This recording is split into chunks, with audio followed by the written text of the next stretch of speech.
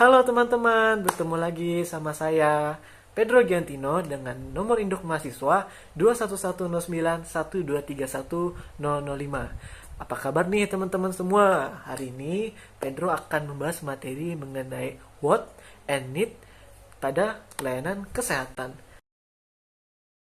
Nah, sebelum kita memasuki materi, hal yang perlu kita ketahui pada hari ini adalah sub-sub materinya. Yang pertama adalah pengertian apa itu what dan need. Kemudian cara pengukurannya, dan yang ketiga adalah faktor yang mempengaruhi want and need atau keinginan atau kebutuhan. Kurang lebih seperti itu. Ayo kita simak materinya. Let's go. Nah, pertama-tama kita harus lebih tahu nih mengenai pengertian want atau kehendak dan need atau kebutuhan. Oke, kita mulai dari want dulu ya.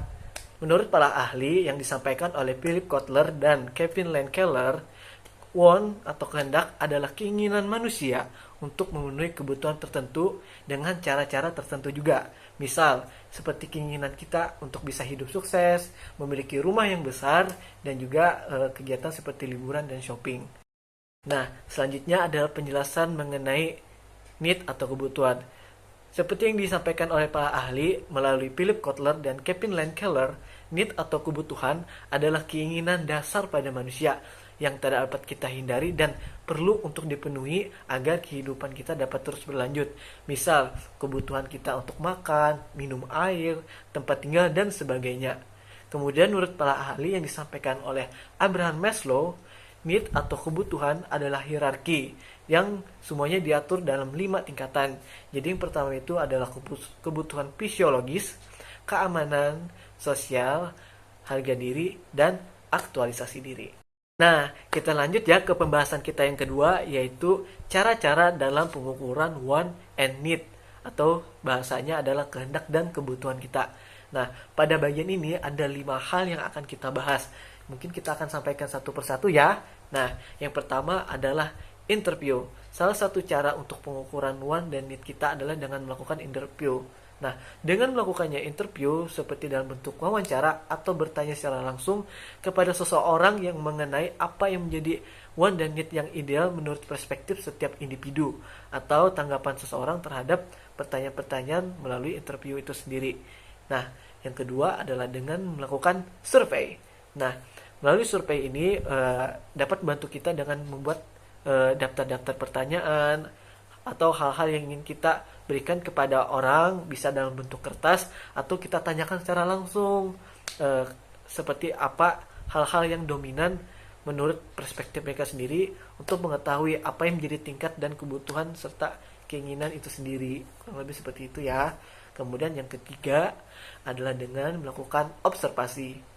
Nah, pada observasi ini adalah kegiatan pengamatan mengenai suatu hal tertentu secara cermat dan secara langsung terhadap suatu aktivitas atau tindakan serta suatu proses tertentu untuk kita mengamati dan menentukan poin-poin yang menjadi kebutuhan dan keinginan itu sendiri.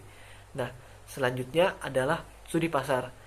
Melalui studi pasar ini hampir kurang lebih sama dengan kegiatan observasi, yaitu adalah mengamati dan menganalisis suatu fenomena atau objek tertentu untuk mengetahui kegiatan atau satu hal seperti apa yang menjadi kebutuhan ataupun keinginan kita itu sendiri.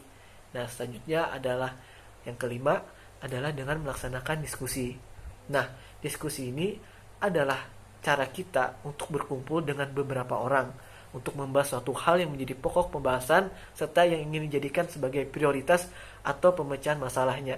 Nah, melalui kegiatan diskusi ini, contoh kegiatannya adalah dengan melakukan kegiatan focus group discussion atau FGD. Nah, dengan kegiatan FGD, hal-hal yang ingin kita ketahui mengenai pokok utama pembahasan bisa melalui dengan diskusi, bisa kita tentukan apa menjadi kepentingan, kebutuhan, dan keinginan kita terhadap suatu permasalahan dengan secara sepakat.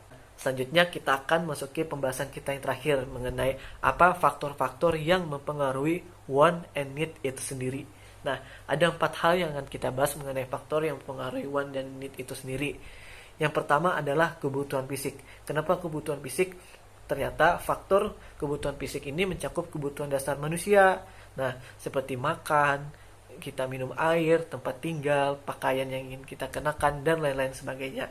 Nah, kebutuhan fisik itu sendiri yang ketika kita tidak bisa dapat terpenuhi, dapat memicu keinginan atau wants kita untuk memenuhi kebutuhan tersebut. Nah, kemudian adalah faktor kedua ialah kebutuhan psikologis. Nah, pada faktor ini itu mencakup kebutuhan manusia untuk merasa aman, merasa kita untuk dicintai, perasaan kita untuk diakui, dan perasaan kita untuk memiliki rasa harga diri yang tinggi. Nah, melalui kebutuhan fisiologis itu sendiri, hal-hal yang tidak terpenuhi juga dapat memicu atau wants kita untuk memenuhi kebutuhan tersebut.